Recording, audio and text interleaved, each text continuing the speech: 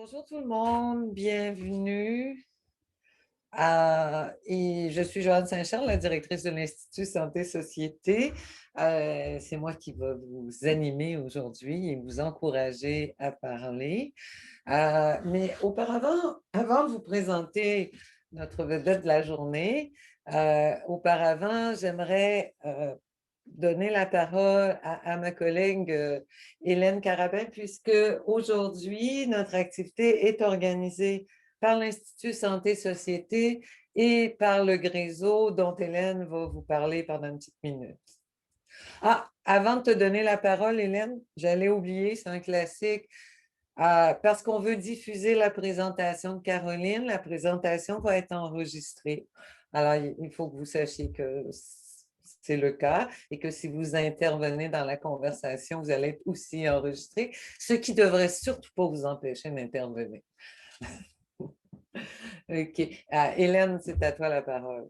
Oui, merci Joanne. Donc, on est vraiment, vraiment content de pouvoir organiser ce webinaire aujourd'hui en collaboration entre l'ISS qui a fait le travail d'organisation et le Gréseau. C'est un petit peu, finalement, le Gréseau a fêté ses 20 ans l'année dernière. J'ai pris la direction en septembre. Et bon, toutes ces activités-là devraient faire partie un petit peu des célébrations du 20e anniversaire, mais là, avec la COVID, tout a été chamboulé. Donc, on est vraiment, vraiment content qu'il puisse y avoir de telles activités. L'ISS et le Gréseau, je crois, voient les choses de façon très semblable, d'une façon multisystémique. Puis à chaque fois que j'ai parlé avec Joanne, ben, on tend à penser les mêmes choses. Donc, ça me fait vraiment plaisir que la première présentation soit par Caroline Kilsdonck, qui moi, je disais à Joanne ce matin que je pense que Caroline, son cerveau, il est multisystémique en partant. Elle est faite pour faire de la seule santé.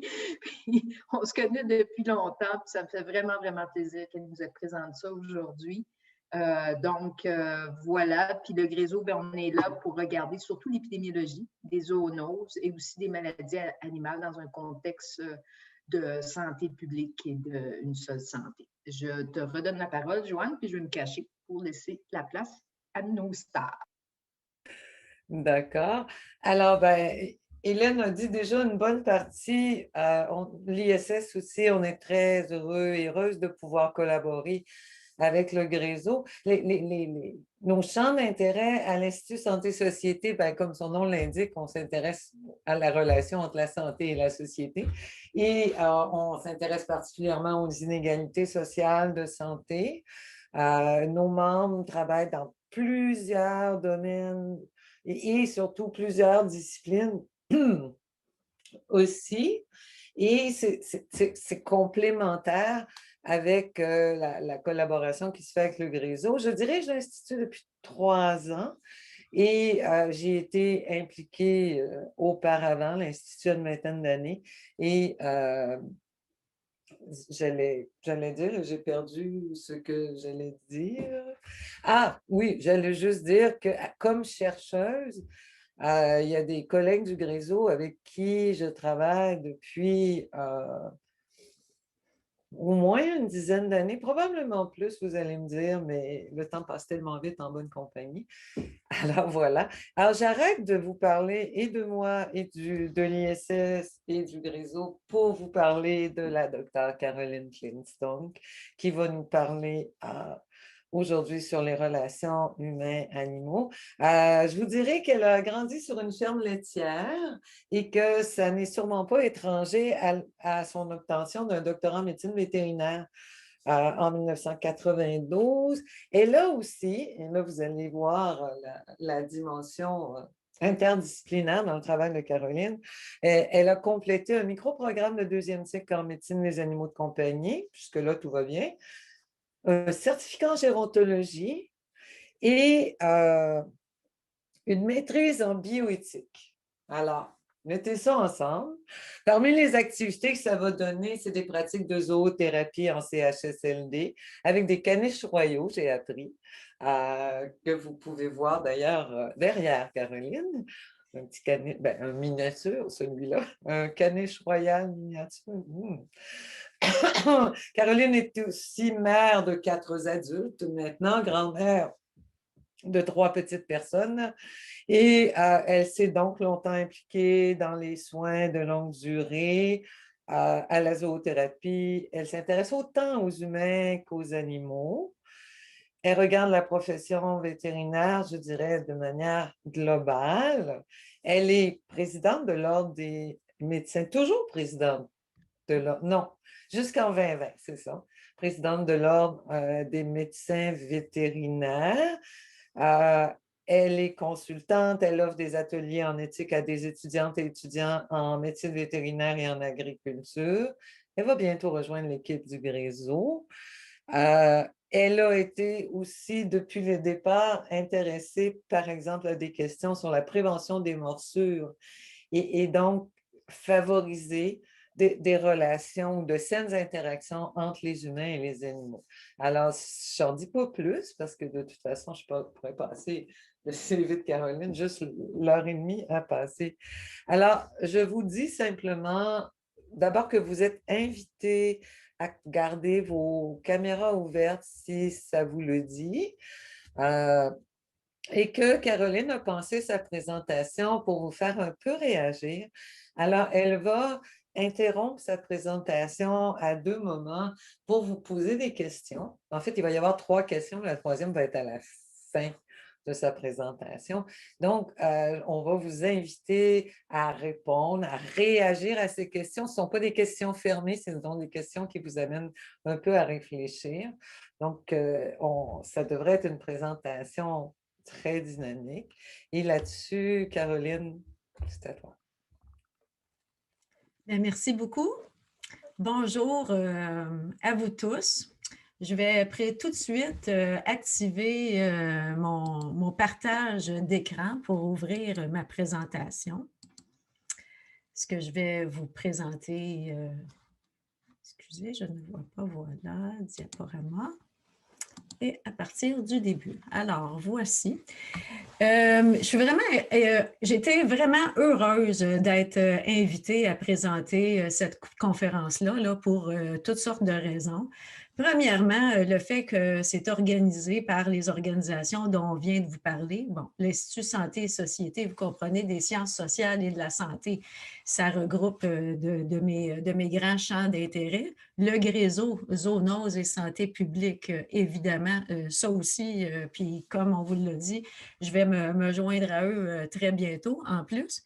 Et puis, il y a même dans la série de conférences, là, parce que c'est une série, il va y avoir même comme partenaire la stratégie québécoise de santé et bien-être des animaux. C'est un regroupement d'une centaine d'organisations avec qui j'ai eu le plaisir de collaborer là, pendant mes années de présidence. Donc, des organisations qui sont toutes reliées, qui ont toutes un rôle relié au monde animal, que ce soit des rôles très, très diversifiés, beaucoup de gens de terrain. Alors, tout ça, l'ensemble de ces organisations-là vient vraiment pas mal définir l'ensemble de mes champs d'intérêt. Alors, c'est vraiment un plaisir. Pourquoi j'ai décidé d'intituler ma conférence « Un dialogue sur les interactions entre les humains et les animaux », je trouvais que c'était une belle façon d'ouvrir la série de webinaires. Moi qui suis profondément convaincue que l'absence de dialogue et la polarisation, quand les dialogues de sourds sont des problèmes qui nous empêchent généralement d'avancer comme société. Moi, je suis profondément convaincue que c'est le dialogue et les nuances qui nous font avancer. Je vais vraiment demander votre participation. Ça vous a déjà été mentionné, mais je le répète, c'est vraiment bienvenu. N'hésitez pas à commenter, à poser des questions. Tout ça est vraiment bienvenu. Il va y en avoir à deux moments précis, mais n'hésitez pas alors à bien participer.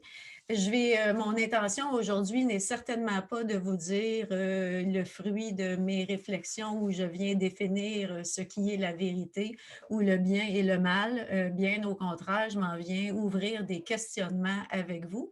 Parce que quand on parle de questions de société, ce n'est pas une personne ou une organisation qui va venir définir la bonne façon de voir les enjeux de société. Il faut vraiment que ce soit un dialogue constructif et un dialogue ouvert. Un dialogue entre qui? Eh bien, je vais vous dire tout le monde, tous les citoyens. Le sujet de cette série de webinaires-là est la cohabitation des humains et des animaux plus dans les milieux urbains, mais je fais exprès de mentionner tout le monde parce que je suis convaincue que notre façon de concevoir nos milieux urbains, notre façon de voir nos interactions avec la nature qui est présente, certains milieux naturels qui sont présents en milieu urbain, les animaux qui sont en milieu urbain, viennent certainement aussi façonner nos façons de comprendre, de percevoir, de voir les autres enjeux relatifs à la cohabitation humain-animale, que ce soit dans les campagnes ou face à l'agriculture. Alors, je pense que ce dialogue-là doit vraiment inclure l'ensemble des citoyens. Pourquoi? Parce qu'il y a eu des grands changements dans notre société au cours des dernières décennies. Avec l'urbanisation, une forte augmentation de la population mondiale, l'augmentation des connaissances scientifiques aussi sur la nature sensible de l'animal. C'est comme si, à un moment donné, on est venu à une étape où il a fallu que la science nous le confirme pour qu'on considère qu'ils ont une nature sensible. Des enjeux de biodiversité, de préservation des milieux naturels, des préoccupations de santé publique. Alors, vous voyez là qu'il y a de multiples facteurs qui viennent rendre ce dialogue-là vraiment important à ce moment-ci. Et on a eu plusieurs exemples au cours des dernières années, décennies, où on voit que ces questions-là ne font pas l'objet de consensus. Là, j'ai mis un petit chien qui serait un petit chien de laboratoire. Dans les dernières décennies, peut-être que les endroits où on a eu le plus de protestations ont été face à la recherche sur les animaux. Vous me direz, la recherche sur les animaux, ce n'est pas tout à fait des enjeux de cohabitation en ville. C'est vrai, pas tout à fait. On a eu quelques crises aussi qui concernent des animaux en ville. On a eu tout le dossier des chiens mordeurs, des agressions canines, qui a beaucoup occupé l'espace public. Certainement le premier des enjeux de société là, de cohabitation dans lequel je me suis plus impliquée.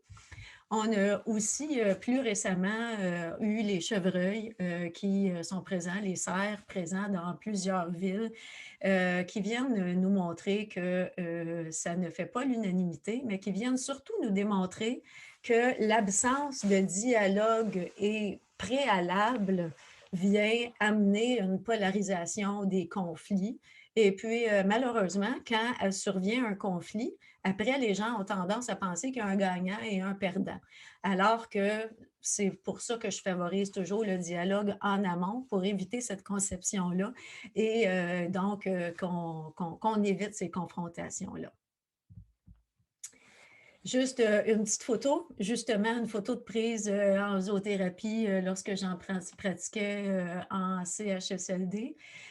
Pour dire que nos relations avec nos animaux de compagnie viennent probablement teinter beaucoup nos façons de voir les enjeux face aux animaux, face aux autres animaux.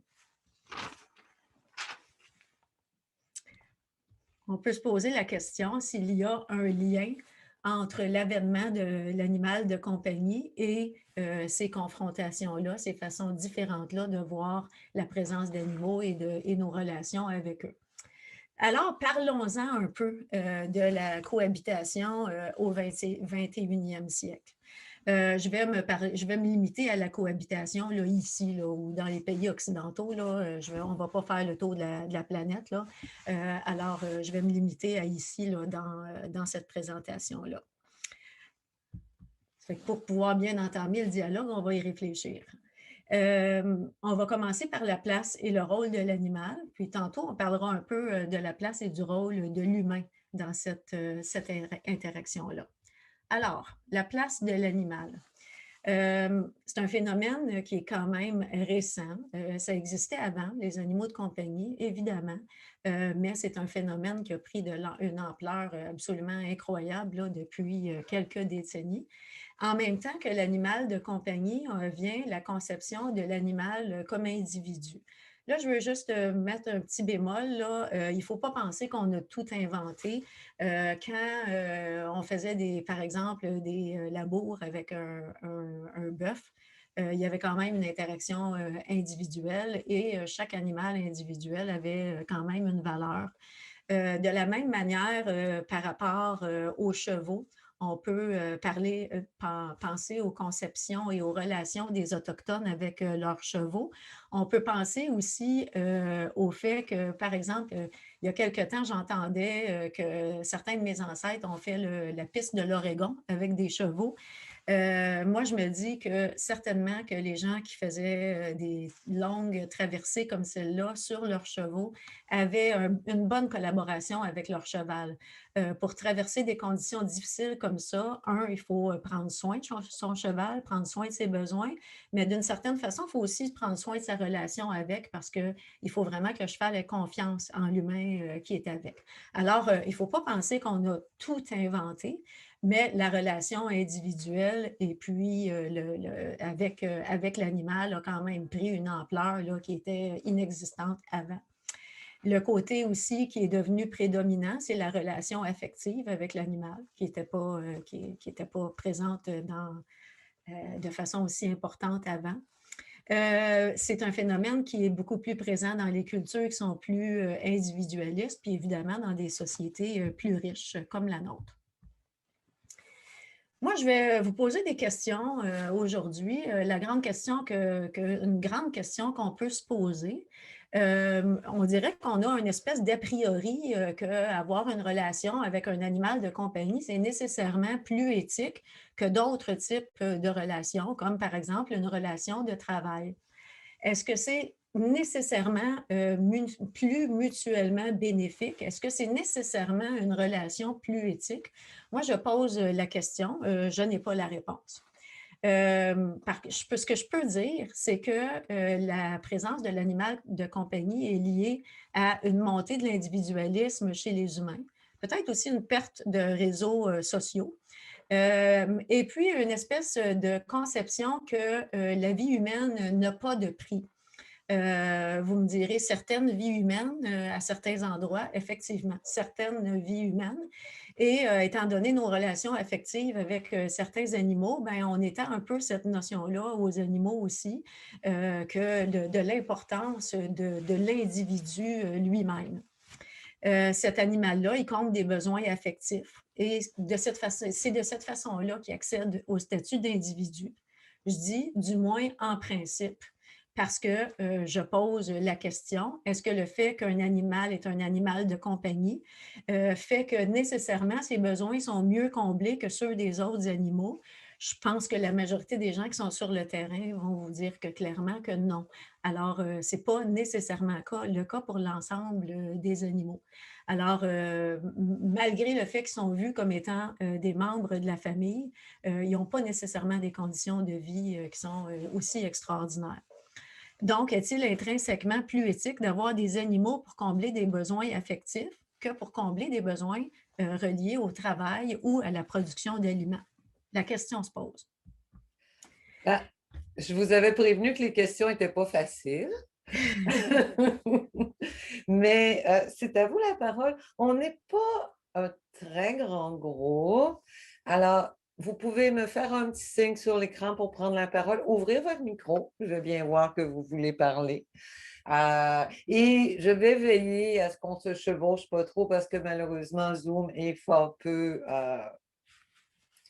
amical pour ce qui est des chevauchements dans la parole. Et il ne faut pas hésiter. Comme je vous disais tantôt, je pense que ce sont des réflexions qui sont importantes et qui s'inscrivent justement parfaitement dans la, la pensée, je dirais, de cette série de webinaires qu'on organise tout le monde ensemble. Et ça me rend d'autant plus heureuse que ce soit Caroline qui en fasse l'ouverture. Alors, j'ai laissé passer assez de temps là, pour vous donner le temps. Oui, Nathalie. J'utilise vos prénoms, soyez pas offusqués, c'est par facilité. Oui, moi, les animaux de compagnie, je trouve ça toujours dommage quand les gens les gardent à l'intérieur et que l'animal n'a pas accès à l'extérieur. Donc, c'est une première constatation. Puis, moi, j'ai des animaux de compagnie. J'ai un chien, j'ai un perroquet. Et puis, mon chien, par exemple, ben, pour moi, c'est important qu'il fasse du sport, qu'il bouge beaucoup. Parce qu'un chien, ben, ça a besoin de courir, etc. Donc, c'est un petit peu un mode de vie, je dirais, dans le sens où moi, je marche beaucoup avec. Donc, matin, soir, ça fait partie du mode de vie. Et aussi, l'autre aspect que je veux amener, c'est, je dis souvent aux enfants, il faut une famille pour élever un chien, il faut une famille pour élever un perroquet. Dans le sens où c'est important que tout le monde socialise avec l'animal puis qu'il s'en occupe. Si moi, je ne m'en occupe pas, il y en a un autre qui s'en occupe. Et puis, on parlait de zoothérapie tout à l'heure. Moi, j'ai 2 TSA, 2 enfants autistes. Donc, c'est super intéressant la relation avec le chien, avec le perroquet, entre autres. Mon grand s'occupe du perroquet. Combler les besoins de l'animal, c'est pas évident de se mettre à la place d'un animal. Donc, je trouve qu'il y a plusieurs aspects, là, plusieurs avantages à avoir un animal de compagnie. Mais il faut s'assurer de bien combler les besoins de l'animal. Ça, pour moi, c'est super important. Alors, vous êtes en train de nous parler de relations mutuellement bénéfiques, hein? Oui.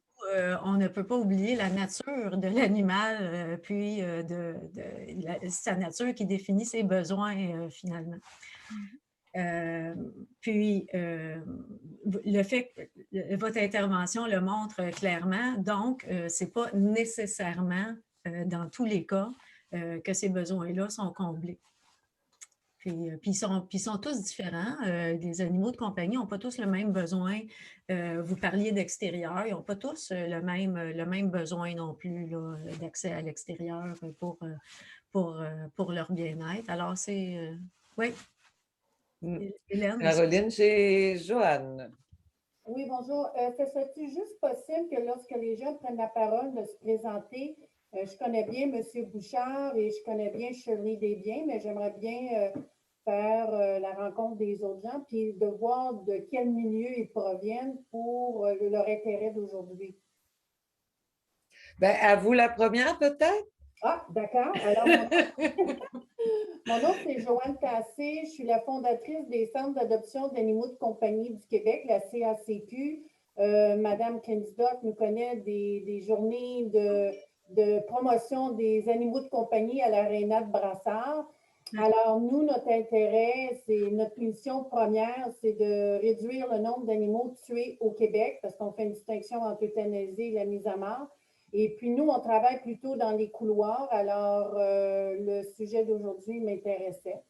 Bonjour Shirley. Bonjour M. Bouchard. Bonjour. Ben, bienvenue encore une fois tout le monde d'ailleurs. Caroline, moi, ta question, puisque je n'ai pas vu, donc je trouve qu'elle soulève l'enjeu du rapport de pouvoir entre les animaux et les humains. Les autres animaux que j'ai l'habitude de dire, parce qu'il ne faudrait pas qu'on oublie qu'on est des animaux. Et qu'il s'agisse d'animaux domestiques, d'animaux sauvages ou d'animaux d'animaux de compagnie, en fait, ou d'animaux avec lesquels on a une relation de service, on est dans tous les cas dans une relation de pouvoir. Il y a peut-être quand on tombe dans un lac en Amazonie dans une rivière, en fait, que la relation de pouvoir est un peu inversée avec le caïman. Mais sinon, de manière générale, c'est nous qui sommes en haut de l'échelle, quel que soit par ailleurs. Et à partir de là, on peut agir de différentes manières et on peut agir de manière éthique ou pas. Mais l'espace la Terre actuellement est pas mal beaucoup occupée par les humains. Euh, et l'espace dont disposent les autres animaux, et en tout cas, il n'y en a pas beaucoup qui réussissent à échapper à, à toute la place que prennent les humains. Ben, disons que je n'irai pas plus loin là-dessus, mais je dirais que quand tu poses la question de l'éthique, est-ce que c'est plus éthique d'avoir une relation affectueuse avec son chat ou une relation efficace avec son bœuf, ou dans le changement des pratiques culturelles, comme on le voit dans le Nord avec la sédentarisation, où le chien avait un rôle différent de celui qu'il a aujourd'hui. Ben, comment on gère notre rapport de pouvoir avec les autres animaux? Il me semble, en tout cas, une autre question sortie. J'espérais stimuler quelques... Je vois des regards. Il y a des mains, il y a des mains, oui. Oui. Je voulais et je vais avoir ensuite Benoît. Vas-y, Audrey. Donner la parole, là. Donc, je peux y aller? Oui. Oui, donc moi, c'est Audrey Simon. Je suis vétérinaire épidémiologiste. Je travaille comme agente de recherche à l'Université de Montréal. Et dans le fond, Caroline, c'est vraiment une façon de présenter les choses qui est très originale parce que moi, dans ma pensée, en fait, j'ai toujours senti qu'il y avait un paradoxe dans la façon dont on traitait les animaux de compagnie et les animaux de production.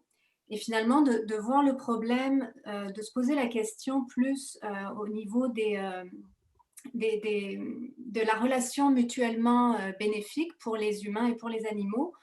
Je m'aperçois que finalement, quand on regarde ça sous cet aspect-là, ben finalement, c'est des situations qui ne sont pas si paradoxales que ça, et c'est peut-être même, il y a peut-être plus de similarités dans le fond que ce qu'on pouvait voir à la base. Fait que je trouve que de repenser le problème avec ce nouveau cadre de pensée, ben, ça amène justement au dialogue, parce que justement, on se rend compte que ce n'est pas si différent que ça, peut-être la façon dont on traite les différentes catégories d'animaux en fonction de ben, comment elles finissent toujours par combler un besoin, que ce soit un besoin en termes de travail ou en termes affectifs. Fait que ça, je trouve ça très intéressant d'amener cet aspect-là.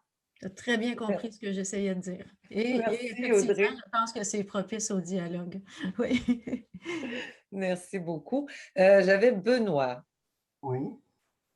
Regardez, Benoît Bouchard, c'est le regroupement des éleveurs de chiens champions. Donc, on fait partie de ce groupe de personnes qui fournissent des animaux de compagnie à la population. Donc, les gens, ils nous appellent, ils nous envoient des courriels et ils expriment le besoin. Qu'est-ce qu'ils voudraient avoir comme animal?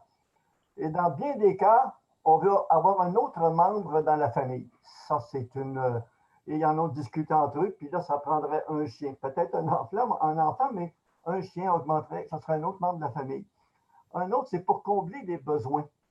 Alors, des besoins, un enfant en trisomie 21 où il y a des problèmes intellectuels, donc ça lui prendrait un animal pour s'occuper de lui. Un autre, ben là, c'est un des dernières personnes que j'ai eues. Alors, c'est un monsieur qui se trouve toutes les maladies du monde. Alors, il est venu chercher un chien et en l'espace de 3 semaines, il a visité 8 cliniques vétérinaires sur la rive sud de Montréal pour voir si son chien était malade ou s'il y avait des problèmes. Ça fait partie des choses. Il y a des gens qui ils veulent combler un besoin à eux et ils viennent se chercher un animal pour se désennuyer, pour toutes sortes de raisons comme ça. Et on se rend compte, et puis c'est curieux, je faisais la blague avec les gens de la sécurité publique parce que c'est trop vrai. Les gens viennent chercher le chien. On voit que la madame a fait de l'embonpoint et le monsieur aussi. Alors, on écrit dans notre contrat que si le chien est gras, il n'y aura plus de garantie. Et ne vous en faites pas, au bout d'1 an, le chien, il est balloune. Alors, les gens, là, ils considèrent le chien comme un membre de la famille. Il mange beaucoup, le chien mange beaucoup. Ils sont végétariens, le chien devient végétarien. Ils le prennent là, comme un être humain. Et un chien ne doit pas être considéré comme un être humain. On ne doit pas vraiment agir avec un chien comme un être humain. parce qu'on finit par avoir des problèmes avec le chien. Alors, c'est un peu ce que j'avais à dire. Madame Kingdom me disait, oh, petite remarque, ce n'est pas des caniches royales, c'est des caniches standards. Des grands Ah, caniches. ben là, vous mettez Des ça grands caniches, sur mon dos à moi. J'aime que les gens comprennent. Alors, Oh, oui, avec d'accord. Royo, les gens comprennent mieux. OK, donc c'est les autres qui sont miniatures, c'est ça? Non, il y a le standard, le moyen, le miniature, mais elle a une très, très belle sculpture d'un petit chien là, qui est jolie. Là. Il y a une petite vache avec, hein? Il y a une petite vache. Ah, là, on la voit moins bien, la vache. OK. Ouais. Caroline, peut-être qu'on pourrait repartir pour un prochain tour, mais Hélène, est-ce que vous aviez levé la main? Oui. OK. Je pense que je n'ai pas bien vu. Allez-y. C'était juste pour rebondir un peu sur ce qui se disait, mais moi aussi, je suis vétérinaire de formation, puis actuellement, je termine un PhD en épidémiologie. Mais c'est aussi pour rebondir sur le fait que parfois, on voit beaucoup de personnes, je travaille plutôt avec les animaux de consommation, mais on a parfois des animaux de compagnie, alpagas ou même des cochons de compagnie. Les gens pensent savoir ce que l'animal a besoin, ils sont pleins de bonne volonté et eux pensent alimenter ou combler les besoins de l'animal, mais on se rend compte que parfois on le sait peut-être pas même parfaitement nous-mêmes, mais il y a certaines espèces où on a une fausse impression de connaître les besoins de son animal. Ouais. Et donc, par exemple, de l'embonpoint ou d'autres problèmes apparaissent, mais pas volontairement parfois. Puis on dirait que plus augmente la variété d'animaux que les gens adoptent, plus c'est difficile. On a déjà de la difficulté à faire connaître aux gens les besoins de leurs animaux de compagnie habituels, là. Quand on arrive dans des espèces plus rares, c'est encore plus difficile. Exactement. Mm. OK. Je vais peut-être demander à Caroline de reprendre, puis je vous reviens. J'ai vu que Nathalie et Joanne, vous aviez levé la main, alors vous aurez l'occasion. Mais je demanderai à Caroline de reprendre, puis après. Oui. Ouais. Écoutez, moi, j'aime beaucoup vous écouter, puis j'ai l'impression qu'on pourrait passer l'après-midi. Malheureusement, on va être obligé de respecter notre horaire, mais je crois sincèrement qu'on pourrait passer des heures et même des jours. Donc, c'est ça, c'est la suite finalement de la question que je posais précédemment. Juste faire la remarque qu'il y a une forte influence culturelle sur le développement de relations avec humain-animal de type affectif, là, de type animal de compagnie. Donc, une variation géographique, puis une variation selon l'époque aussi. Donc, pour nous aussi, c'est assez récent. Je pose certaines questions. On ne s'arrête pas à chacune des questions que je pose parce que je lance des pistes de réflexion. Par exemple, est-ce que c'est le seul type de relation humain-animal qui reconnaît la nature sensible de l'animal? Peut-être pas. Alors, ça fait partie des questions qu'on peut se poser. Et juste remarquer aussi que d'autres cultures, par exemple les cultures autochtones, prônent le respect de la vie animale, de la nature animale, sans exclure la chasse et la consommation de viande comme de plus en plus de gens ont tendance à le faire ici. Là, tantôt, c'est parce que j'ai posé la question puis ça n'a pas été clair. Alors, on a un petit peu devancé notre période d'échange. Alors, je vais juste le dire de cette façon-là. On a échangé sur l'animal de compagnie tantôt. Je vais juste lancer une question là, pour la réflexion. Vous pourrez continuer à y penser par la suite ou peut-être qu'on aura l'occasion d'y revenir un jour. Mais c'est le fait que la présence de l'avènement du phénomène de l'animal de compagnie vient teinter notre façon de voir des enjeux relatifs aux animaux de manière générale. Donc, c'est sûr que ça vient teinter nos émotions, par exemple, et nos façons de réagir face aux chevreuils, aux animaux errants, à toutes sortes d'autres situations. Mais est-ce que c'est réaliste de transposer une réalité à l'autre? Alors, il y a ça aussi qui doit compter dans notre dialogue, là, le fait que ce soit réaliste ou non. Fait que ça m'amène, vu qu'on a déjà échangé, ça m'amène au constat d'un certain conflit de valeurs quand on considère ces enjeux-là. Par exemple, dans l'enjeu des chevreuils, vous pouvez facilement remarquer qu'il y a des gens qui vont considérer les chevreuils comme une population. Donc, les biologistes et les médecins vétérinaires qui travaillent à la faune vont voir ces animaux-là comme étant une population d'animaux. Ils vont considérer l'enjeu populationnel. Ça ne veut pas dire qu'ils ne sont pas préoccupés de bien-être animal, mais ils voient la population d'animaux au lieu d'en prendre un petit groupe et d'être très préoccupés par ce petit groupe-là. Alors, c'est une façon différente de concevoir, puis c'est souvent ces façons de voir-là différentes qui vont s'opposer et créer beaucoup de polarisation. Juste une petite réflexion sur le fait de voir les besoins d'individus ou de populations. Tantôt, je vous disais que dans les sociétés plus individualistes, on aime croire que chaque vie humaine n'a pas de valeur ou qu'elle est sacrée, qu'elle n'a pas de valeur et qu'elle est à préserver à tout prix. En réalité, à l'échelle planétaire, on n'arrive pas. J'ai mis pas encore, j'ai mis un petit point d'exclamation parce que mon point d'exclamation veut dire est-ce qu'on y arrivera vraiment un jour?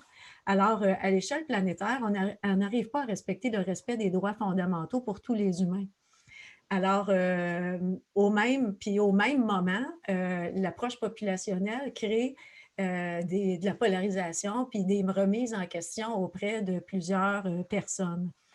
Et puis, je vais nous ramener à nos animaux de compagnie. Même dans le cas des animaux de compagnie, comme je vous disais, on sait tous, là, puis les intervenants ceux que je connais, là, qui sont présents dans la salle et ceux qui ont déjà parlé, je sais qu'ils sont déjà au courant que c'est loin d'être tous les animaux de compagnie qui ont d'excellents soins et de bonne qualité de vie, une bonne qualité de vie. Est-ce que le fait qu'une partie d'entre eux ait vraiment d'excellents soins et d'excellentes conditions de vie vient justifier qu'on essaie de promouvoir la même chose pour les autres groupes d'animaux?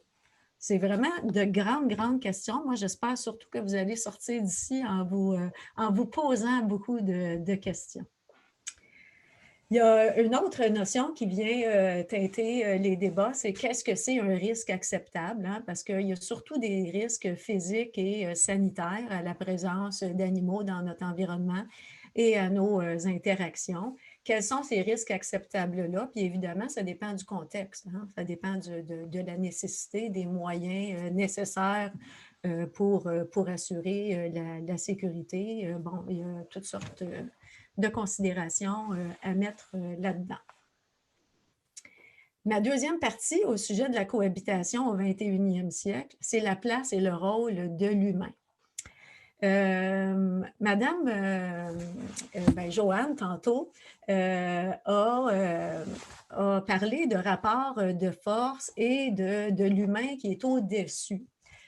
D'une certaine façon, on peut se voir comme étant au-dessus, mais il faut faire attention parce que quand on se met au-dessus, on se met aussi un peu à l'extérieur de l'écosystème et on a tendance à se donner un rôle qui est complètement différent de celui des animaux, alors que l'espèce humaine se rapproche beaucoup finalement des autres espèces dans ses objectifs.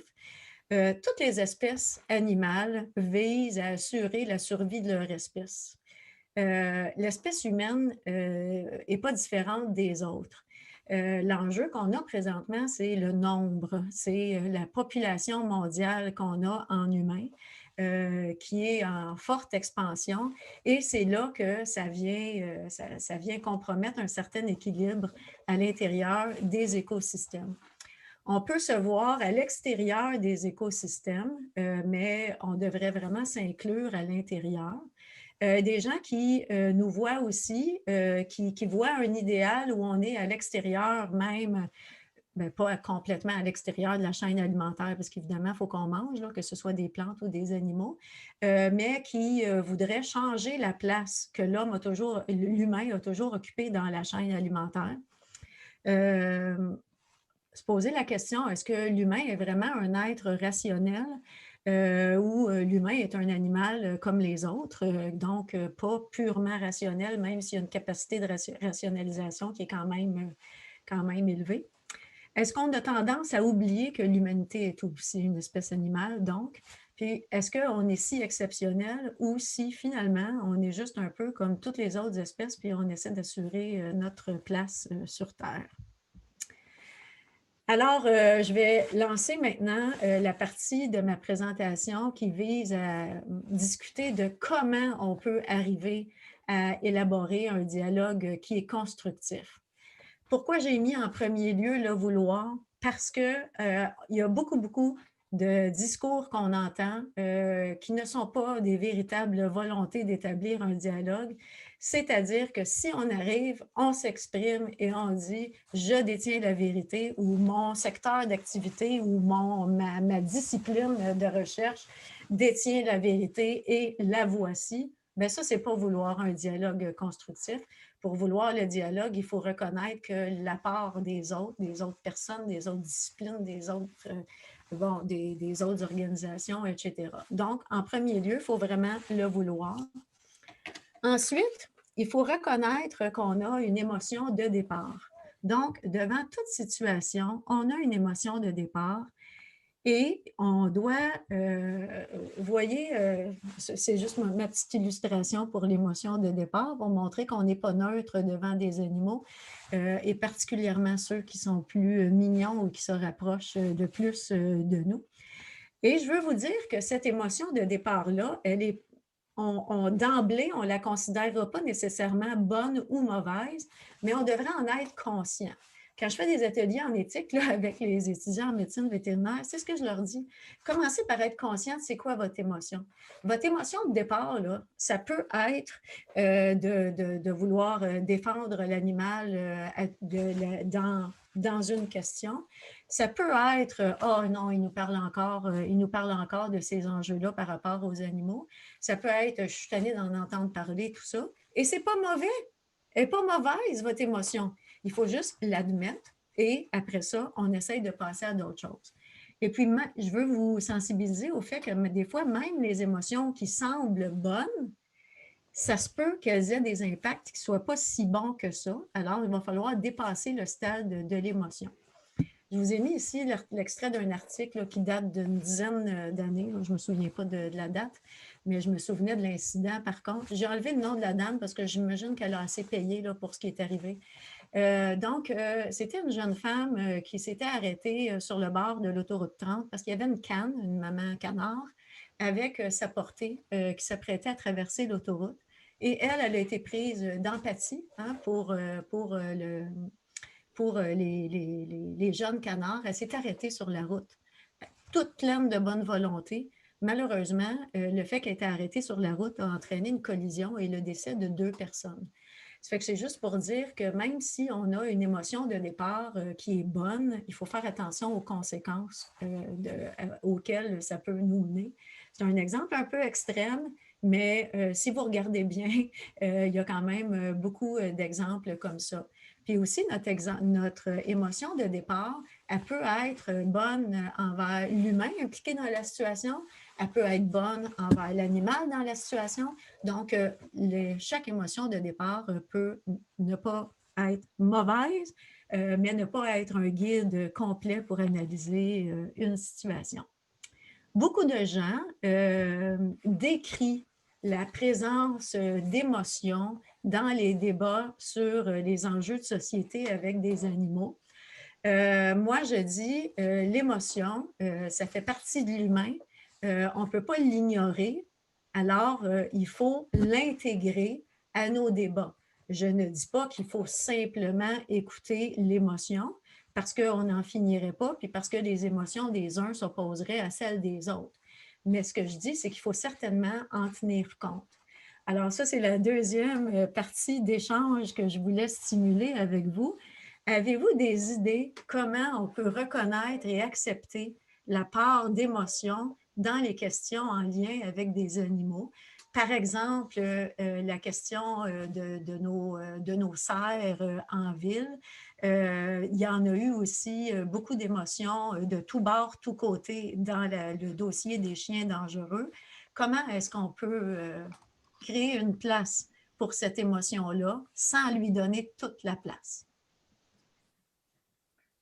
Encore une fois, c'est une question qui fait réfléchir dans nos relations aux animaux. Alors, je vous invite à peut-être partager ce que vous avez pensé. Il y avait des personnes qui avaient levé la main tantôt. Je sais bien que ce n'est pas la même question, mais des fois, quand on est dans... Le cerveau continue d'avancer. Nathalie, allez-y. Bien, justement, ça recoupe un peu. Je pense que c'est par l'éducation. Je suis Nathalie Robidoux, je suis éleveur de chats à Anima Québec. Ensuite, je suis comportementaliste praticienne. Je suis encore en formation pour le comportement, surtout félin, mais comportement animal en éthologie. Donc, moi, je pense que c'est par l'éducation, parce que comme là, on parle des cerfs, parce que si on brosse le tableau des cerfs, parce qu'ils vont manquer de nourriture, il y a des raisons qui font que c'est la même chose avec les animaux de compagnie. Quand on voit des levées de fonds pour un animal qui s'est fait frapper, puis qui va nécessiter, il y a une question d'éthique aussi, j'imagine, parce que qu'est-ce qu'on va faire avec un animal qui s'est fait frapper et qui demande 5 000 à 6 000 de soins vétérinaires versus un enfant qui n'a pas mangé? C'est assez lourd de conséquences.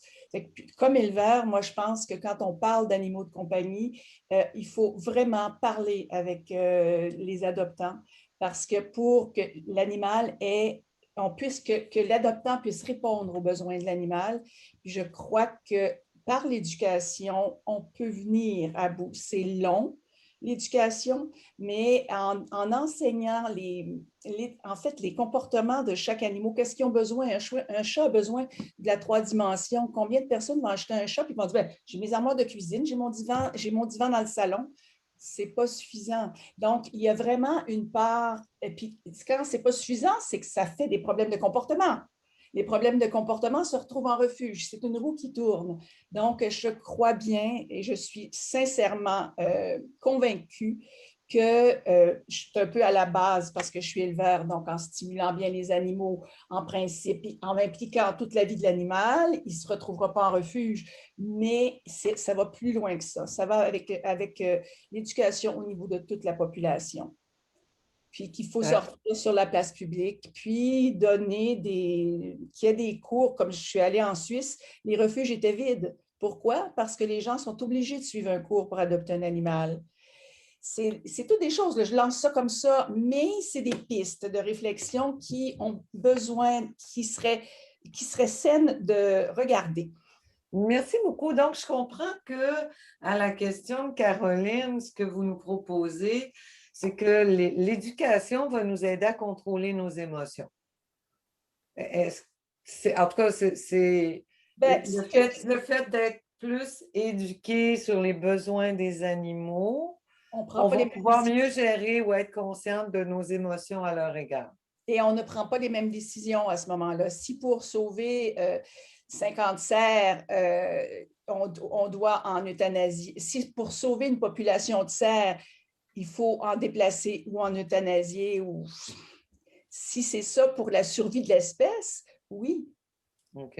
Donc, finalement, on pourrait donc changer le cadrage qu'on a sur certaines perspectives animales, pourrait nous aider avec nos émotions. J'ai vu Benoît lever la main. Ou j'ai rêvé? OK. Alors, c'est probablement, vous êtes à côte sur l'écran. C'est Joanne, je crois, qui a levé la main. Juste un point que je dois, au sujet des cerfs. Je trouve qu'au Québec, trop souvent, lorsqu'on a une problématique, que ce soit des animaux de compagnie ou des animaux sauvages, il n'y a pas tellement d'options. C'est tout le temps, on les tue, on s'en débarrasse, on règle le problème. C'est qu'on ne présente jamais des options, que ce soit pour les cerfs ou tout autre animal. Moi, c'est ça qui m'agace beaucoup. L'autre chose aussi, on va juste revenir sur les émotions, puis les gens, puis tous les démarches qu'ils vont faire. Comme là, présentement, nous, on représente des centres d'adoption à travers le Québec. Il y a une pénurie de chiens. Shirley, je ne sais pas pour les chats, mais je sais qu'il y a une pénurie de chiens. Là, il y a des gens qui se sont lancés, encore une fois, avec beaucoup d'émotions et ne pas penser aux conséquences, où ils importent des chiens du Liban, ils importent des chiens de la Thaïlande. Puis moi, mon inquiétude, j'ai rien contre les importations, mais soyez certains qu'on n'amène pas des maladies comme la situation qu'on avait eue avec l'ouragan Katrina, où il y avait un individu à Toronto très à l'aise qui a organisé des transports de la Nouvelle-Orléans à Toronto. Puis là, les vétérinaires se demandaient d'où provenait cette hausse des maladies de vers du cœur. Puis finalement, ils ont retracé le tout aux chiens de la Louisiane. Mais comme je vous dis, là, il y a des gens là aussi qui donnent des conseils comment importer des chiens, mais il y a tous des maladies spécifiques à ces endroits-là sur la planète. Alors, comme je vous dis, donc, je comprends aussi que c'est dans le même sens que Nathalie, qu'il faut informer les personnes pour prévenir les élans du cœur. Bien, je pense aussi que le gouvernement a un rôle à jouer présentement parce que je pense qu'on va avoir des maladies des zoonoses, qu'on va se demander d'où ça vient parce qu'il n'y a aucune traçabilité de ces animaux-là. Mais ces gens-là vont tout faire pour importer ces chiens-là parce qu'il faut toutes les sauver. Lorsque j'ai débuté ma carrière dans le monde de rescue, au bout de 2 semaines, ça a été clair. On m'a dit, écoute, Joanne, on ne peut pas tous les sauver. On fait qu'est-ce qu'on veut, qu'est-ce qu'on peut, mais on ne peut pas tous les sauver parce qu'à ce moment-là, il y a 20 quelques années, là, il y avait une surpopulation féline. Je vais vous interrompre un petit peu, Joanne, parce que j'ai d'autres mains levées. Non, c'est correct. Je peux donner un petit peu. Hélène. Oh. Oui, en fait, moi, je veux poser une question à Caroline. Ou même à tout le groupe. Avec la COVID, il y a quand même eu des élevages entiers de visons qui ont été éliminés. Oui. Puis ça, j'ai l'impression que ça a quand même créé une réaction émotionnelle assez importante pour des animaux qui, dans le fond, quelques mois plus tard, de toute façon, auraient été abattus. Fait que j'aimerais ça, tu sais, avoir ton point de vue là-dessus, puis de contraster ça avec un cas qui était aussi pour contrôler une maladie infectieuse, à savoir la fièvre afteuse en Grande-Bretagne, en 2000, je crois. Et même chose. Mais est-ce qu'on a eu la même réaction émotionnelle à 20 ans d'intervalle pour des vaches puis des moutons par rapport à des visons? Donc, ça, c'était mon premier point. Je voudrais savoir ce que vous en pensez. Mon deuxième point, c'est ce dont on parle peut-être pas assez, puis encore une fois, j'aimerais avoir votre point de vue là-dessus, c'est qu'on voit les animaux de compagnie comme un risque sanitaire pour les humains. Mais les humains sont aussi un risque sanitaire pour les animaux. On le voit encore une fois avec la COVID. Fait que j'aimerais ça avoir votre point de vue là-dessus. Je sais que moi, je suis posée répondre.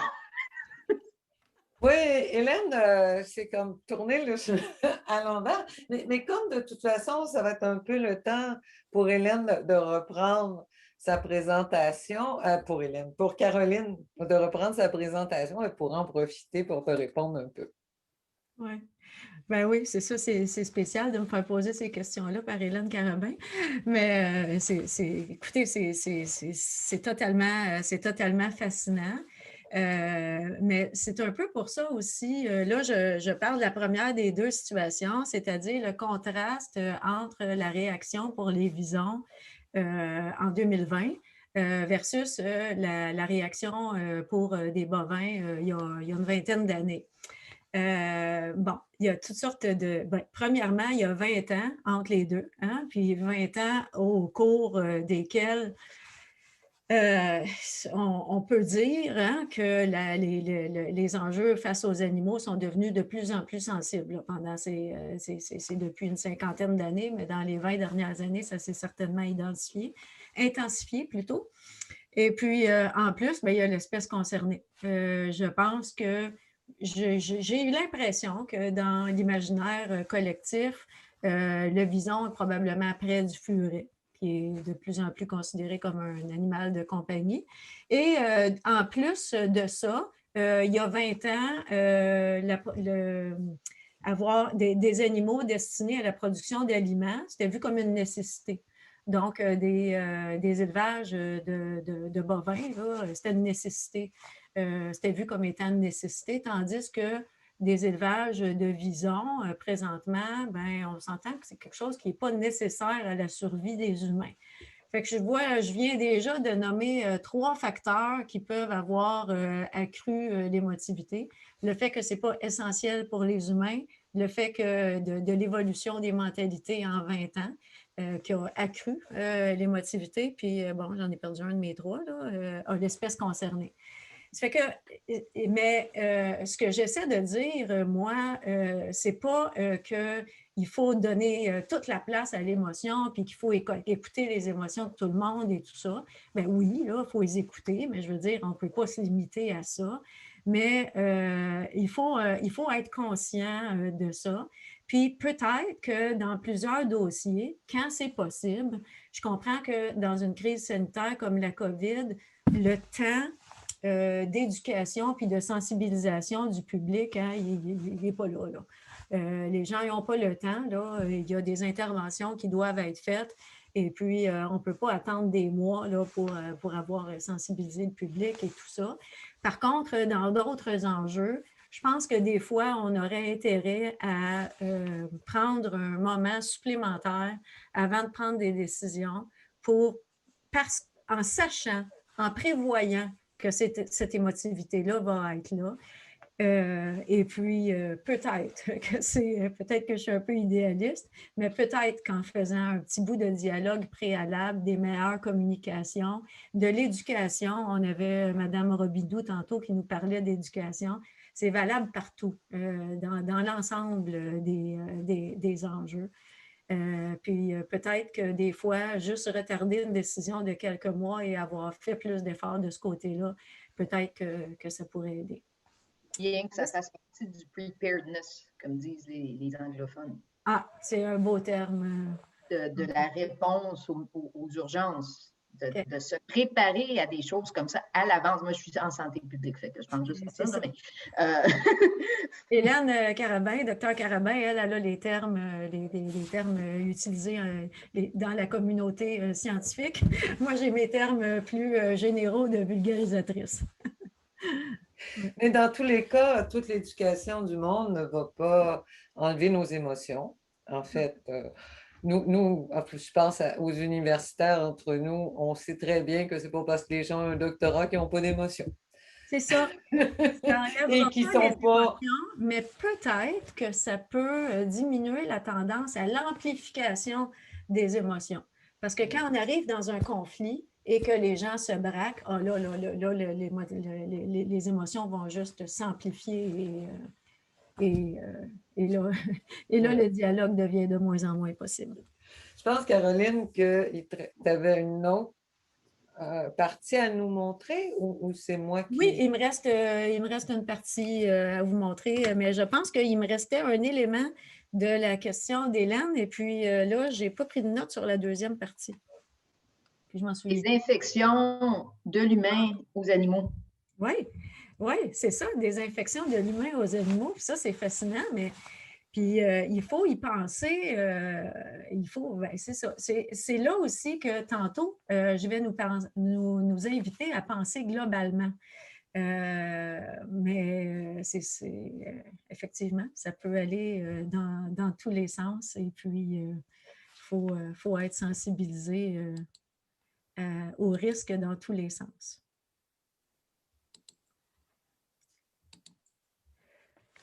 Alors voilà, la part de l'émotion.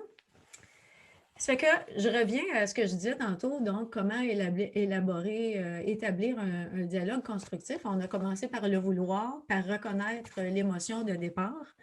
Et en troisième lieu, on devrait être tendre, hein? C'est un bel objectif, mais on est dans une période de turbulence là, dans ces enjeux-là. Mais je pense qu'au cours des prochaines décennies, c'est possible de tendre à établir des principes qui sont consensuels. Les principes, là, c'est idéalement. Qu'est-ce qu'on devrait faire idéalement dans différentes situations? Et je pense que dans la plupart des enjeux, on va tous être d'accord sur les principes. C'est après que ça devient plus complexe. Alors là, je vous invite là, pour quelques minutes à vous arrêter juste au principe. Pas vous dire « Ouais, mais si je fais ça, il arrive ci. Ouais, mais si je fais ça, il arrive ci. » Ça va venir plus tard dans notre discussion. Pour l'instant, on va parler juste des principes. En principe, si on parle des poules urbaines, il y a des beaux principes qu'on devrait tendre à vouloir appliquer. Par exemple, toutes les poules devraient pouvoir aller avoir une certaine liberté et pouvoir aller à l'extérieur, hein, être des poules heureuses, comme on dit. Les poules urbaines ne devraient pas mettre en danger la santé des humains. Ne devraient pas non plus mettre en danger d'autres populations aviaires en étant une possible source de contamination. Donc, leur présence ne devrait pas créer de risques sanitaires à d'autres espèces. Aussi, par rapport aux poules urbaines, la motivation des citadins envers une certaine autonomie alimentaire devrait être encouragée. Ça, là, c'est tous des principes dans un monde idéal auquel on peut difficilement s'opposer.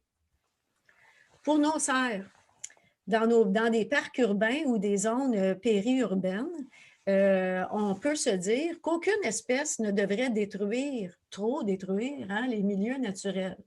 Dans le dossier des cerfs, on peut appliquer ça à 2 espèces. On peut appliquer ça à l'humain, mais on peut appliquer ça aux cerfs eux-mêmes aussi qui vont pouvoir détruire certains milieux naturels s'ils sont en trop grand nombre dans un espace restreint.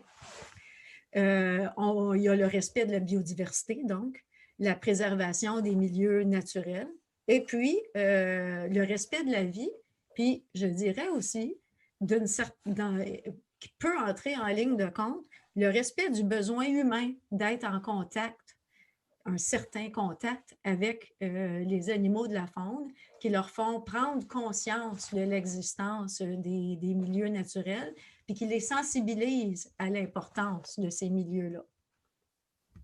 Avec nos chats, l'importance de ne pas nuire trop à la biodiversité.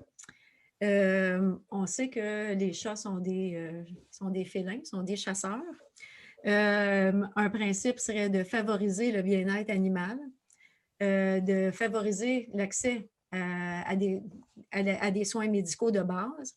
On pourrait avoir comme principe aussi de ne pas faire d'euthanasie d'animaux. Tous des principes. Alors, on arrive à la 4e partie, qui est la partie où là, ça se complexifie. Quand on va vouloir prendre ces beaux principes-là, qui sont tous beaux, et vouloir les adapter à la réalité du terrain et tenir compte aux conséquences de nos actions. On avait Mme Tassé tantôt qui nous parlait de gens qui, avec des bonnes intentions, importent des animaux. Bien, l'étape déterminante dans ce genre de dossier-là, c'est l'étape de tenir compte des conséquences des actions. Ça se peut qu'on fasse une action avec beaucoup, beaucoup de bonne volonté, avec des très bonnes intentions, mais que les conséquences soient néfastes. Alors, il y a la réalité du terrain et les conséquences dont on doit tenir compte éventuellement. Alors, si on revient à nos poules urbaines, toute la complexité de l'affaire, et je ne la réglerai pas dans les 2 prochaines minutes, c'est de concilier le plaisir des humains de côtoyer leurs poules urbaines, de voir leurs poules en liberté, de voir leurs poules, d'assurer un bien-être à leurs poules, le bien-être de ces poules-là avec des éventuels risques zoosanitaires. avec nos cerfs, comment côtoyer le plaisir de les voir, de pouvoir les côtoyer, comment avec leur liberté puis la protection des écosystèmes. Avec nos chats, qui sont après tout une espèce domestique hein, qui s'est retrouvée en nature, donc qui ne faisait pas partie des écosystèmes naturels au départ. Comment concilier leur bien-être et minimiser leur impact sur la biodiversité. Alors, vous voyez que c'est un complexe plutôt et délicat acte d'équilibre qu'on a à faire dans chacun de ces enjeux-là. Je vous dirais que ce qui est le plus important, c'est qu'on le voit que c'est un acte d'équilibre, qu'on en soit conscient au lieu de voir les choses en noir et blanc et de voir les choses en gens qui sont pour une certaine solution et gens qui sont pour une autre solution, bien, de voir la complexité de l'affaire. Est-ce que peut-être que je suis un peu rêveuse, peut-être que je suis un petit peu idéaliste, mais moi, je crois que plus les citoyens sont éduqués, plus on leur fait connaître les tenants et aboutissants d'une question, plus ils comprennent la complexité d'une situation, bien moins ils vont être polarisés. Je pense aussi que plus une discussion a lieu en amont, plus on va tendre à une solution qui vise l'équilibre et non une solution et non des solutions où, par exemple, on va voir la science et les émotions s'opposer. Parlons-en de la place de la science. La science, là, elle nous donne des réponses le plus objectives possible à des questions qu'on a bien circonscrites. Elle ne peut pas répondre à l'ensemble des questions de société qu'on se pose. Malheureusement, là, on ne peut pas aller jusque-là. Alors, la science est un apport très, très, très important au débat public. Elle ne peut pas, à mon sens, elle est primordiale. C'est essentiel qu'on accueille l'apport de la science dans les débats publics. Je pense aussi qu'on doit accueillir tous les types de contributions. Par exemple, on sait que la science, en tout cas, je pense que la science ne pourra pas répondre à de grandes questions comme celles que je vais poser maintenant. Quels sont les effets pour l'humain que le fait qu'une majorité de l'humanité, une grande part de l'humanité ou une grande part des citoyens, disons, ici, à tout le moins, ne grandissent plus à proximité d'animaux sauvages, ne grandissent même plus à proximité d'animaux de ferme. Du fait qu'on a un sentiment de déconnexion de plus en plus grand face à la nature, du fait qu'on se sent éloigné et détaché de la production de nos propres aliments.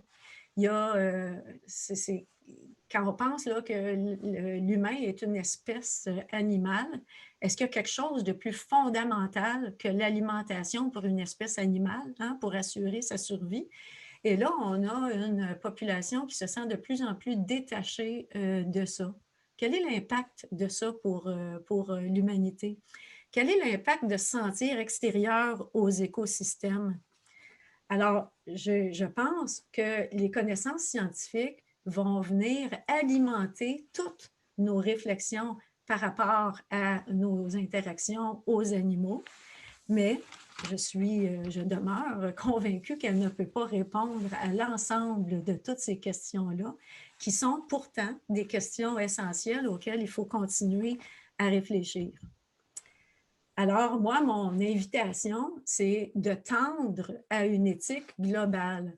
Quand je dis une éthique globale, je veux dire pas une éthique qui vise à défendre les intérêts ou les droits, les intérêts, l'advocacy d'un certain groupe, mais vraiment globale.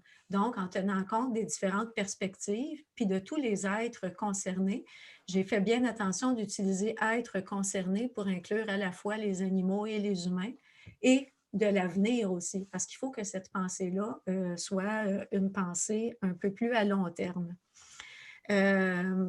En 2016, quand j'ai commencé à m'exprimer sur le dossier des chiens dangereux, je disais dans une perspective de régler le problème des agressions canines, le bien-être des animaux et la protection de la sécurité des humains ne s'opposent pas si on réfléchit à des situations à moyen ou à long terme. C'est seulement quand on regardait la question de façon à très court terme que ça semblait s'opposer. On a beaucoup de professions, de disciplines, de gens qui sont déjà impliqués dans ces questions-là. On a des vétérinaires, des agronomes, des biologistes, des producteurs agricoles, des gens qui travaillent dans des refuges, des économistes, des éleveurs. On a des animaliers, on a plein de gens qui sont déjà impliqués sur le terrain dans tout l'ensemble de ces questions-là. On a des disciplines aussi de sciences sociales qui s'intéressent de plus en plus aux questions de cohabitation des humains et des animaux. On a la psychologie, la sociologie, la philosophie, la démographie, la climatologie, l'urbanisme. C'est tous des apports complémentaires. Ce sont tous des apports complémentaires qu'il faut encourager. Il y a aussi la contribution de toutes les personnes, que ce soit des personnes qui souffrent de solitude et qui apprécient beaucoup la compagnie des animaux, que ce soit, ou même des personnes qui ne souffrent pas de solitude, mais qui apprécient beaucoup la compagnie des animaux aussi. Tous ceux qui sentent le besoin de s'évader dans la nature, des gens qui nous nourrissent, qui sont en contact quotidien avec des animaux pour nous nourrir, entre autres. Tous ces secteurs d'activité-là respectifs ont des apports qui sont complémentaires, qui sont très, très, très importants. Puis, vous qui êtes dans l'ensemble de ces secteurs-là, je vous encourage à continuer à contribuer de la manière dont vous le faites. Je veux inviter aussi tout le monde à s'ouvrir au dialogue et au fait que toutes les différentes perspectives, d'autres perspectives culturelles aussi, sont aussi importantes et peuvent avoir un rôle important ou une contribution importante à apporter au débat. Alors, en fait, c'est là que j'essaie de nous amener, dans le fond, en tenant compte de tout ça. C'est une espèce d'éthique globale. Alors, je ne suis pas rêveuse au point de penser qu'à la fin de cette conférence, de ce webinaire, on va avoir atteint ça. Mais je pense que tous les petits pas où on tend vers le dialogue et vers l'apport de tous les gens impliqués dans le milieu sont des pas vers l'avant. C'était la fin, c'était ma conclusion. Et puis maintenant, je crois que ça nous laisse encore du temps. C'est excellent. Je suis vraiment heureuse du temps qui nous reste. Il nous reste une quinzaine de minutes où je vous invite tous à me dire, à nous dire comment vous pensez qu'on peut continuer à favoriser le dialogue sur l'ensemble de ces questions-là. En effet, merci. D'abord, merci beaucoup, beaucoup, beaucoup, beaucoup, Caroline. C'est extrêmement intéressant et évidemment, ça pose des questions pour lesquelles on n'aura probablement pas de réponse aujourd'hui, mais qu'il ne faudrait pas oublier. Ce qui est un des éléments importants, c'est que les questions demeurent et doivent demeurer. J'aimerais inviter toutes et toutes à intervenir et aussi, si vous le souhaitez, si vous préférez le faire de cette manière, aucun souci à poser vos questions dans la conversation. Je la lirai à haute voix à ce moment-là sans problème. Pour tout de suite, il y a Benoît qui a demandé la parole. Oui, la question serait pour Caroline. Lorsque l'on parle de cohabitation avec les animaux et les poules urbaines, il y a beaucoup de questions qui me proviennent du public puis des éleveurs. Alors, moi, on fournit des animaux au public. Alors, ce public-là, lui, va recevoir un chien, mais il peut avoir des poules dans sa cour, ou son voisin peut avoir des poules. Et là, il y a toute une question là, de cohabitation, chien, poule, maladie, zoonose, etc. Et ça, j'aimerais bien, si j'ai un petit document, vous fournissez un tout petit document. Il y a à tout près de 275 éleveurs au Québec et je le transmets demain matin. Parce que c'est une question qui est assez importante. Et si les poules commencent à transmettre des maladies, aux chiens et à la maisonnée, là, il va y avoir de l'opinion publique, toute une opinion contre les poules pour absolument rien, parce que l'information, ça commence les poules urbaines. Il y a quelques années, ça n'existait pas. Mais si cette information-là va directement aux éleveurs et que les éleveurs, eux, le disent à leurs clients, bien, écoutez, je suis votre voisin des poules, bien, faites attention à ou à, mais je ne sais pas à quoi faire attention. Je ne connais rien là-dedans, les éleveurs. Alors, est-ce qu'il y aura un document qu'on pourrait avoir, mais pas trop long, juste pour informer qu'est-ce qui peut arriver? Je ne suis pas au courant s'il existe un document spécifiquement pour les risques de transmission aux chiens. À ma connaissance, ce n'est pas un enjeu majeur, là. Les préoccupations sont beaucoup plus côté poules humains et poules et aviaires, autres populations aviaires en général. À ma connaissance, les risques sanitaires sont plus de ce côté-là. Je pourrais regarder si jamais le MAPAC a émis quelque chose à cet effet-là.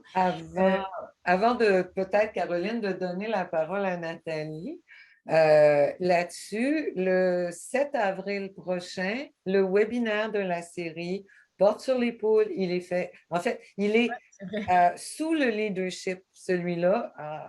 On s'est joint à la stratégie québécoise pour la santé et le bien-être des animaux. Pourquoi on a tous des noms aussi longs, nos organismes? Et donc, si ça vous intéresse, on vous invite à vous joindre à nous pour cette seconde partie. Et je pense qu'à la table, là, Caroline, tu me corrigeras, mais il devrait y avoir aussi des personnes qui pourront répondre, en tout cas avec plus qui seront peut-être plus à jour sur ces recherches-là spécifiques pour répondre à votre question. C'est excellent. Je n'avais pas pensé à proposer le prochain webinaire, effectivement, dans la série. Et puis, non, moi, comme je l'ai dit, d'un point de vue scientifique, moi, je ne répondrai pas à la question, même si je vous ai dit quels sont les enjeux majeurs dont j'ai entendu parler. Mais finalement, c'est toujours mais ce qui m'est venu en tête aussi, monsieur Benoît, je cherche votre nom de famille, Bouchard. Monsieur Bouchard, c'est le rôle des éleveurs dans la diffusion d'informations.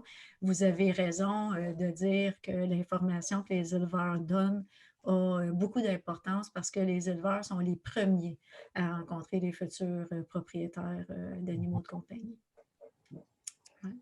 Et l'information est toujours primordiale. Puis si on peut la donner d'avance, c'est mieux qu'essayer de corriger après. Hein? C'est ça, exactement. Exactement. Fait que, mais c'est certain qu'il y a des informations sur le site du MAPAC.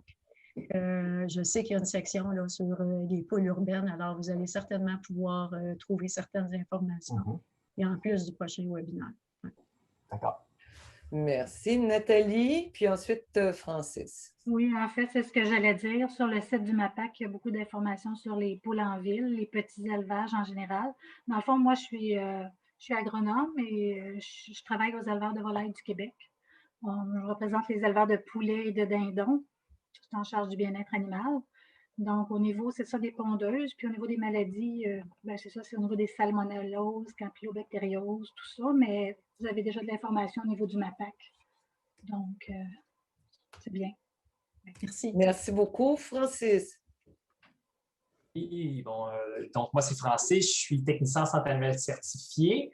Je suis très impliqué dans le domaine des petits animaux et dans mon domaine professionnel. Et particulièrement sensible et impliqué dans le domaine du comportement animal, principalement du menu.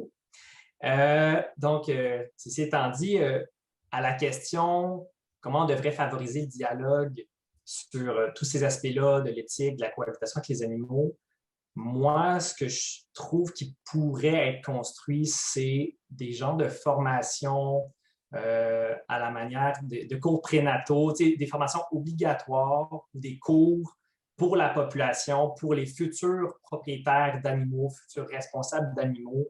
J'aimerais tellement voir ce genre de projet-là se développer parce qu'on l'a mentionné, ça passe beaucoup par l'éducation. Il y a beaucoup de choses que les gens devraient savoir et ne savent pas au sujet des animaux. Puis ça joue beaucoup sur le bien-être parce que, étant des humains, nous-mêmes, un animal avec une façon de voir les choses culturelle et aussi liée à notre biologie, on pourrait se tromper en interprétant certains comportements ou pensant combler le besoin de nos animaux, mais en réalité, on nuit ou on leur apporte même du mal-être. Je trouve qu'il y aurait beaucoup d'amélioration de bien-être et de prévention de mal-être qui passerait par ce genre de programme d'éducation-là obligatoire. Qu'en pensez-vous, Dr. Kilsdonk? Moi, j'ai toujours une réserve à me prononcer sur le côté obligatoire, le côté obligatoire de la chose. J'ai toujours une petite réserve sur ce côté-là. Alors, je me suis pas attardée, je n'ai pas une position sur le fait de le rendre obligatoire ou non. Mais l'éducation, écoutez, c'est tellement fondamental, mais je pense qu'il y a encore de la place. Là. Je sais que Francis fait sa part en éducation du public dans son domaine, mais on dirait qu'il y a encore de la place là, pour ça. Puis il y a beaucoup de demandes. Et puis, tu sais, quand on parle de bien-être animal, là, c'est assez fondamental. Comprendre les besoins, le comportement normal de son animal, puis ses besoins comportementaux, là, c'est vraiment de la base. Et puis, on a encore de la difficulté avec ça, là. Alors, on a encore de la difficulté à rendre cette information-là auprès du public. Mais l'humain étant ce qu'il est, ben là, on a des gens qui veulent avoir des animaux de compagnie de plus en plus diversifiés, d'autres espèces, alors qu'on peine, on ne réussit même pas encore à faire comprendre les besoins des chats et des chiens. Alors, les choses ne se simplifient pas à mesure que le temps passe. Travaillons sur l'accessibilité en premier, puis oui, l'accessibilité de l'offre, je pense que c'est ça, ça serait de l'offre d'informations, de cours. Pour moi, c'est la première étape, en tout cas. Merci. Merci. J'ai Sarah, puis ensuite Nathalie. Et si j'ai pas l'air de vous avoir vu, faites signe plus fort. Sarah, allez-y. Oui, bonjour, c'est Sarah Toutignan, au service de police de la ville de Blainville. On parle d'accessibilité puis d'éducation, mais c'est toujours aussi dans la question de c'est qui régit le tout par rapport à l'éducation, qui est vraiment certifié. Nous, on est dans le dossier des chiens dangereux, puis on veut dans les conditions dans les conditions, il faut cocher que la personne elle doit aller faire des thérapies comportementales ou des choses pour les chiens, mais on n'a pas d'éleveur qu'on peut dire certifié pour envoyer la personne. N'importe qui peut se dire comme éleveur certifié, pas éleveur, pardon, comportementaliste ou quelque chose. Fait que, le fait de régir, oui, mais qui s'occuperait des dossiers de régir tout ça? Grand enjeu qui n'est pas résolu à l'heure actuelle. Et puis, la médecine vétérinaire comportementale est une spécialité, mais on a seulement quelques spécialistes et puis ça s'adresse donc à une clientèle limitée. Pas tout, donc qui va pas combler tous les besoins, loin de là. Et c'est une grande question parce qu'effectivement, il n'y a aucune certification. Il n'y a même pas de programme de formation officiellement reconnu, quoique il y a des projets en cours. Mais ça ne serait pas pour la thérapie. Ça serait plus... Non, parce que on veut aider, mais on ne veut pas envoyer les gens vers n'importe qui non plus, alors que c'est une condition émise par la Cour. Puis de l'autre bord, on est limité à dire, ben allez, aide-toi à aider votre animal, mais dans le fond, on les envoie vers à peu près n'importe qui en bout de ligne. Fait que, on est tout le temps frileux à donner cette condition-là. Puis les personnes dépensent de l'argent pour quelqu'un qui ne savent même pas si en bout de ligne c'est efficace. Oui. Je comprends l'enjeu. Merci. C'est effectivement une excellente question sur le terrain. Bon, voilà, on n'a pas toujours ce genre de réponse-là. Je soulignais quand même qu'on a des gens dans l'assistance qui sont spécialistes en sciences sociales, de la relation humain-animaux. Si jamais ils leur prenaient l'envie de nous parler, ce serait heureux. Mais en attendant, on va entendre Nathalie.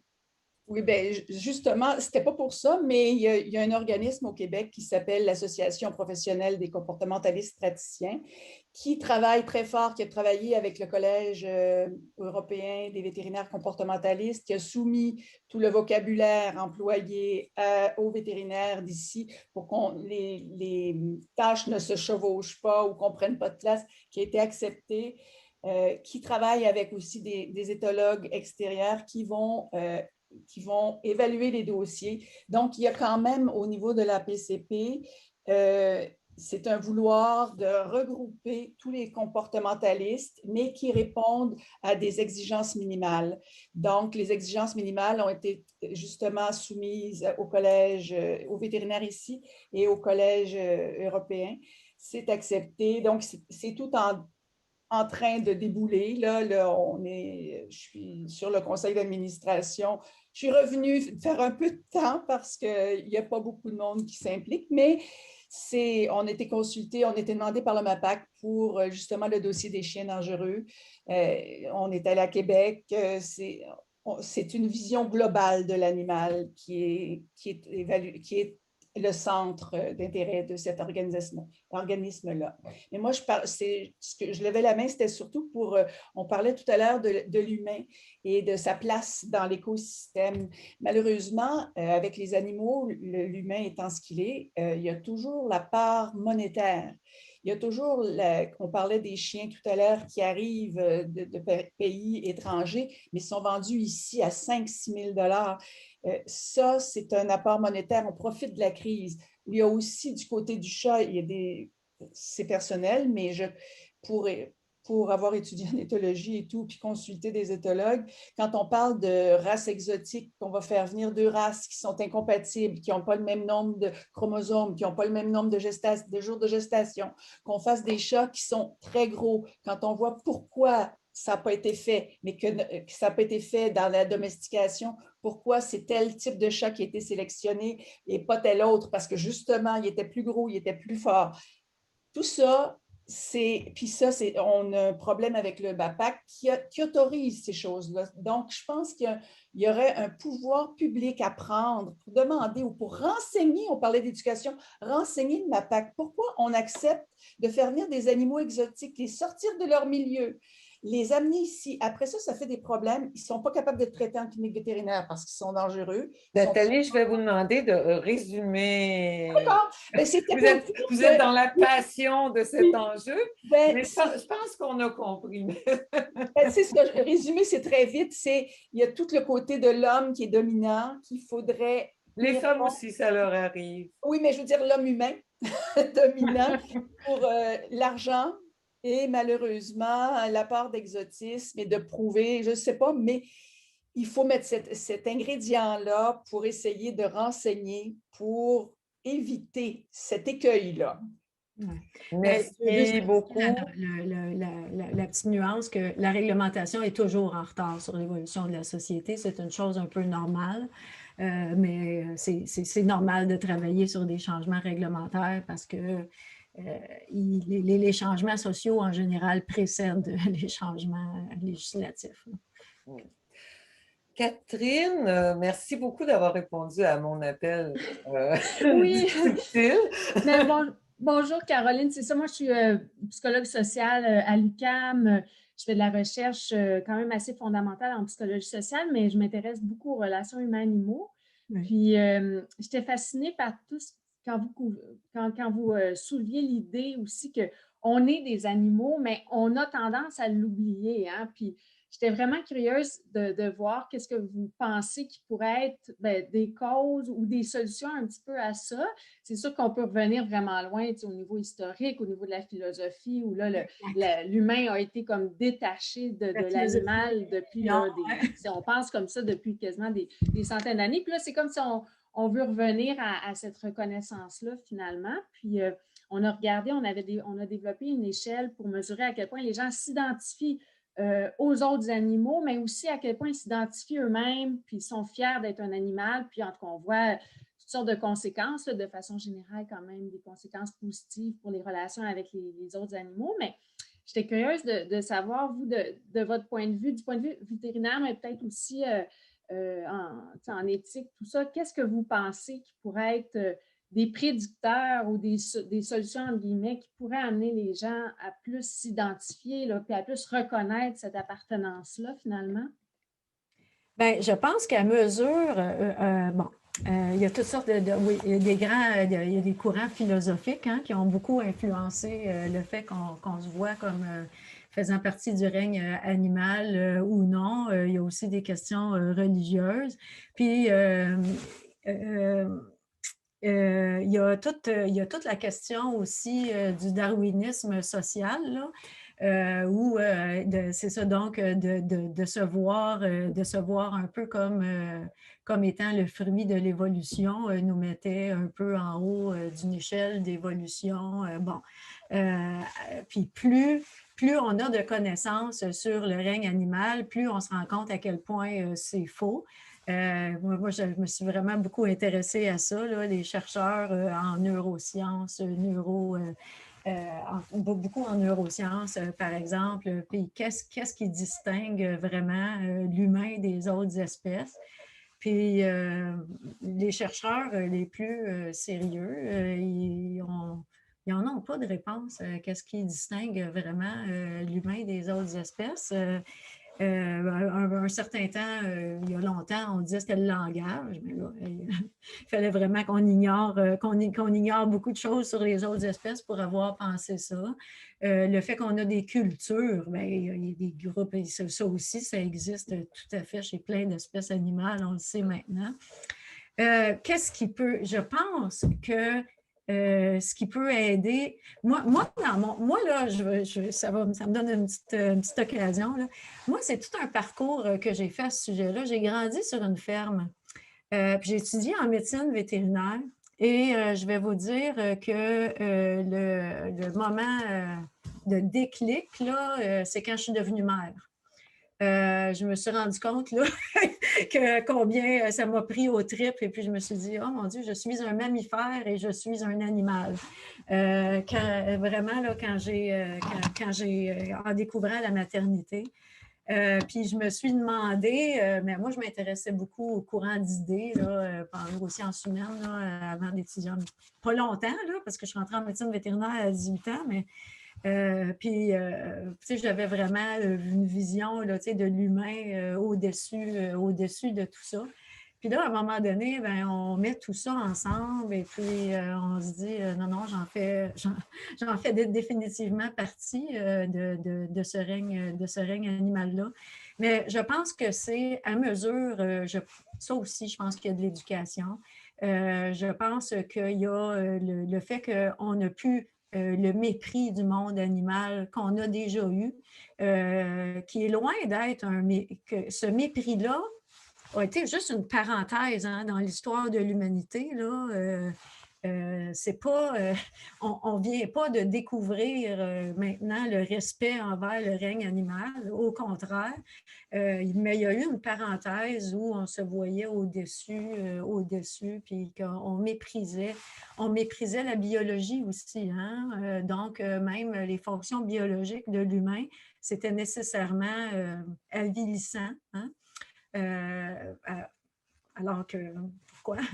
On peut se poser vraiment pourquoi. Bien, je pense que, mais on a tout à gagner à les faire, ces parallèles-là. Il y a eu une conférence à l'Université de Montréal, justement, il y a quelques mois, avec une chercheure qui s'appelle Dr. Horowitz, et puis on a tout à gagner à la fois du côté de la santé et du bien-être des animaux, du côté de la santé des humains, à bien connaître ces parallèles-là. Moi, vous êtes en psychologie sociale, Madame Amiot. Moi, je pense aussi qu'en psychologie, c'est important que soit tenu compte les influences de notre évolution sur nos émotions. Qu'est-ce qui fait qu'un humain dégénère dans certaines situations de crise et revient en situation de crise, hein, quand l'humain est plus rationnel? Qu'est-ce qui fait que c'est tel type de comportement désastreux, tristes et déplorables là, qui peuvent se produire, mais il y a toute une historique de notre évolution qui, des fois, peuvent expliquer certains déclencheurs. Je pense qu'on a tout à gagner partout à établir ces parallèles-là, à la fois du côté du bien-être, de la santé psychologique, de la santé physique, et aussi dans juste le fait de se considérer partie des écosystèmes aussi, là, pour une perspective plus globale. Mais Madame Amiot, vous auriez peut-être pu le mettre en mots aussi bien que moi, peut-être mieux. Ben, c'est une très belle conclusion, je pense, Caroline. Ben, j'en profite évidemment puisqu'on a un petit peu dépassé là. Merci encore, Catherine, d'avoir soulevé ces questions. Je trouve que ça conclut très bien. Merci particulièrement, Caroline, d'avoir accepté notre invitation, une invitation qui remonte presque au début de la pandémie et que nous avons retardée. Nous avions prévu une autre activité qui s'est transformée. Très, très heureuse d'avoir eu Caroline pour ouvrir notre série de webinaires. Donc, ce n'est pas terminé.